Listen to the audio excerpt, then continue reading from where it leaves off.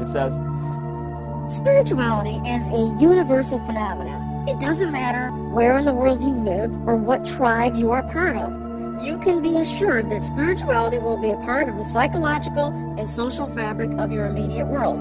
Why? Humans have a strong will toward meaning. Extensive psychological research suggests that spirituality makes human life more vibrant. Further, spirituality provides us with a sense of morality and ethics and allows us to find a sense of peace in the face of life's trials and tribulations.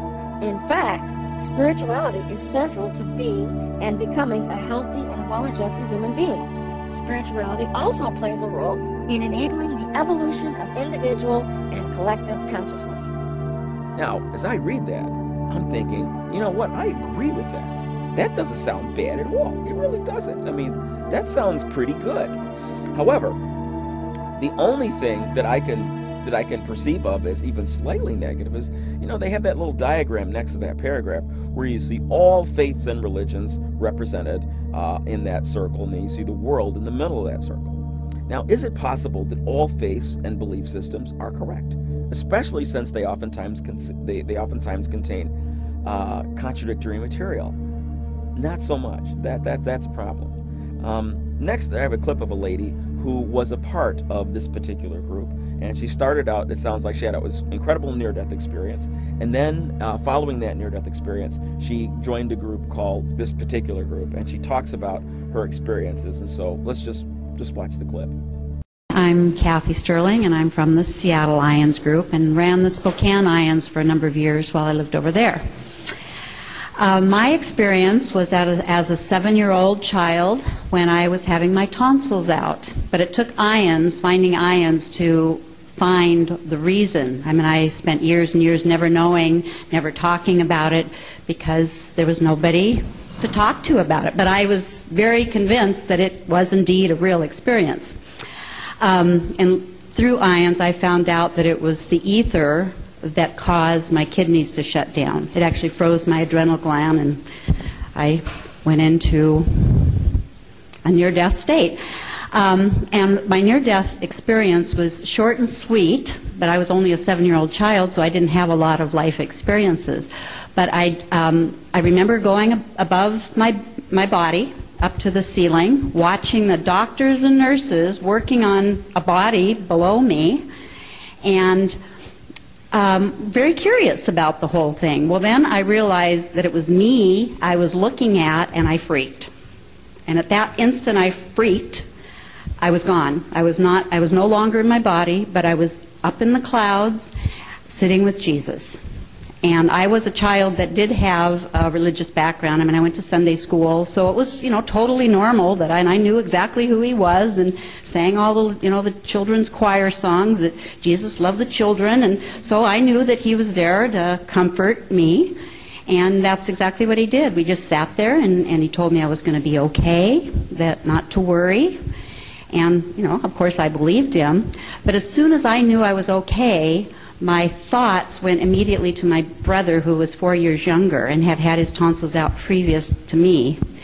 And immediately I was at his bedside watching him rest, and he was okay. So then, as a big sister, I knew everything was good. That was about the extent of the experience until I met ions.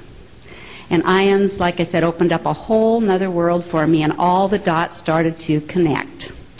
And life started making sense. You know, all the decisions I had made in my life started making sense because of that moment that stayed so crystal clear my whole life. It wasn't a dream, it was real.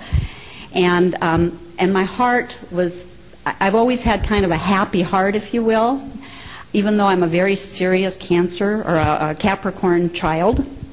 In fact, I was more of the mother to my mom than she was to me. She was more childlike, and I always seemed to take that responsibility.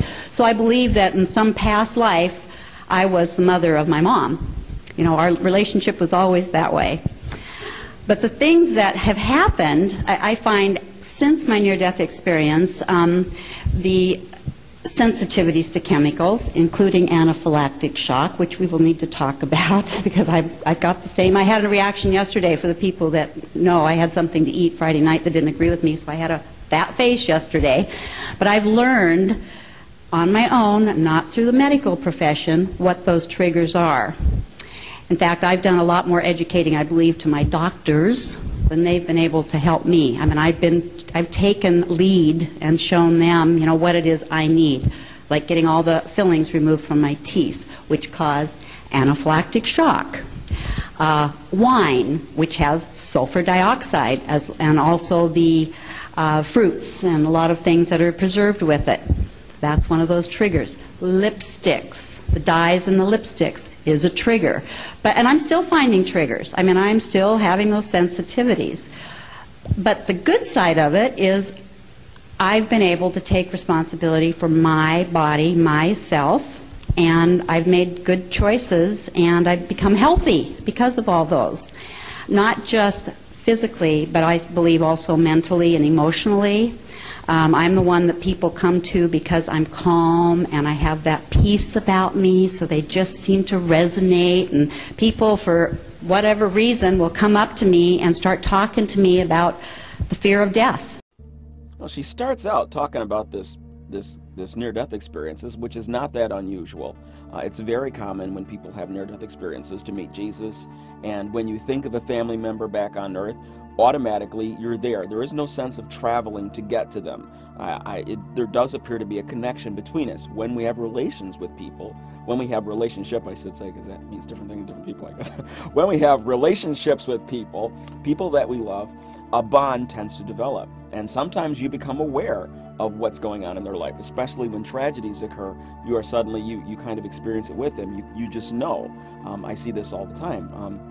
Remember, I had a brother-in-law who he was escaping from Iraq, and when he was going over the mountains, he fell off his horse and broke his arm. And his mother dreamed the event. She saw it when it occurred, and it was true.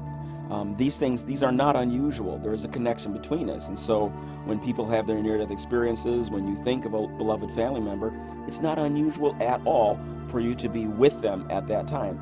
If you go to the NDERF website, ndurf.org, and you read a number of those dates, you read enough books on near-death experiences, or if you know people, because a lot of people have these experiences, and if you have any age on you, you probably know somebody who's already had them. So these are common things. When you think of family members, you are with them.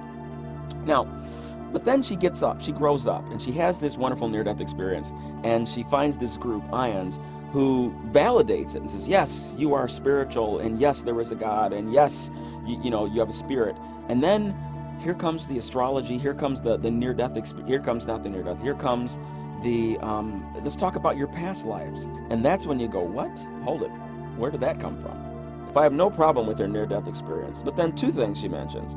The Capricorn thing, her reference to astrology, and reference to reincarnation. These are total New Age things. This is not biblical, okay, at all. We just got through talking about that.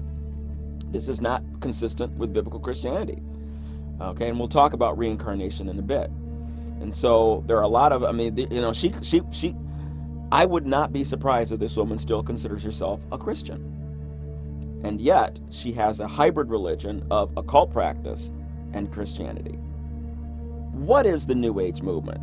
The New Age movement has many subdivisions, but it's generally a collection of Eastern-influenced metaphysical thought systems, a conglomeration of theologies, hopes, and expectations held together with an eclectic teaching of salvation, of correct thinking, and correct knowledge.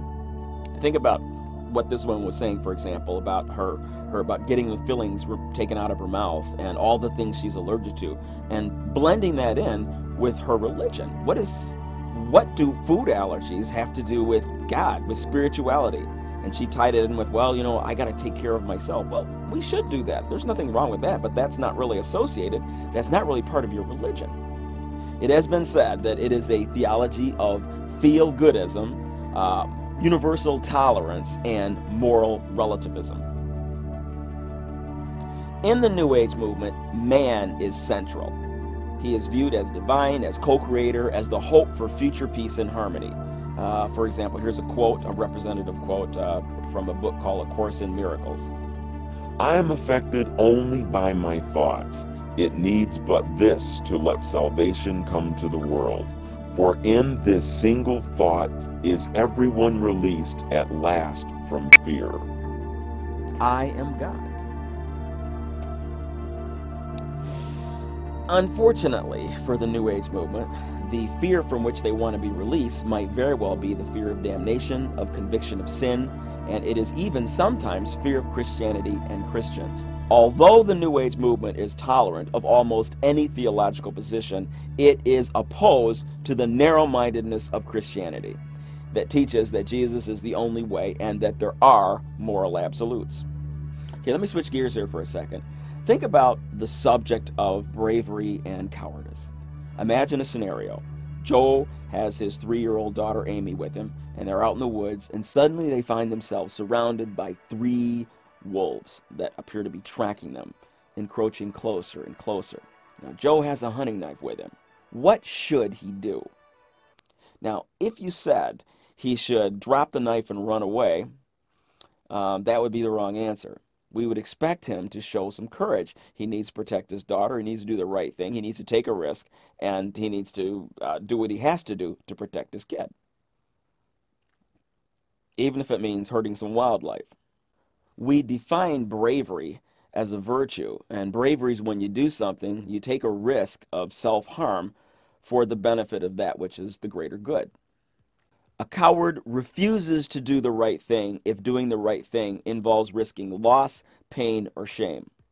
And the Bible has something to say about that. In Revelation 21, verse 8, there is a passage on cowardice. It says, "But as for the cowardly, the faithless, the detestable, as for murderers, the sexually immoral, sorcerers, idolaters, and all liars, their portion will be in the lake that burns with fire and sulfur, which is the second death." It throws cowards in with people who are doing sorcery and idolatry, New Age kind of stuff. It is not popular to say that there are moral absolutes. It is not popular to say that there is one way to God at all. And when you come out with a position like that, no matter how strong the evidence is that Jesus is who he claimed to be, if you come out with that idea, if you come out with that thought, there will be opposition. There will be opposition. There will always be opposition. The New Age movement, by trying to blend in with the Christianity and say, yeah, Jesus was right, yeah, he was cool, but you know what, so was Buddha, so was Muhammad, so was every other New Age teacher and philosopher out there. If you want to do witchcraft, if you want to talk with the dead, if you want to consult the stars, it's all okay. It's up to you. You decide. You can't blend that with Christianity. They don't go together. It's not possible. And to try to do that is kind of a coward's way out. You don't want to do the right thing, because doing the right thing, if doing the right thing involves aligning yourself with Jesus Christ, who was pretty narrow-minded, then some people say, I don't want to do that. Let's pick a brand of Christianity that isn't so offensive. The New Age is attractive that way.